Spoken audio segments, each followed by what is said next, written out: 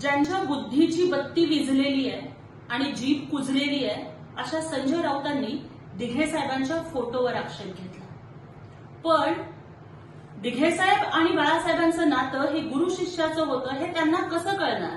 कारण अलीकडे पुराणाशी फारकत घेऊन ते कुराणाचा अभ्यास जास्त करू लागले, त्यामुळे त्यांना ही गुरु शिष्याची परंपरा कळणारच नाही. रामाच्या शेजारी हनुमान शोभतात ना, तसेच हिंदू हृदय सम्राट बाळासाहेब ठाकरेंच्या शेजारी आमचे दिघे साहेब शोभून दिसतात. ही गुरु शिष्याची पवित्र परंपरा आहे. पण संजय राऊत, रावणाच्या शेजारी जशी शूर्पणखा होती ना, तसेच तुम्ही उबाठाच्या शेजारी शोभून दिसता. आणि शूर्पणखेचं जसं नाक आणि कान कापलं गेलं होतं ना, तसं येणाऱ्या स्थानिक स्वराज्य संस्थाच्या निवडणुकीमध्ये महाराष्ट्राची जनता तुमचं राजकीय कान, नाक आणि जीभ सुद्धा कापून काय करते हे तुम्ही लवकरच बघाल.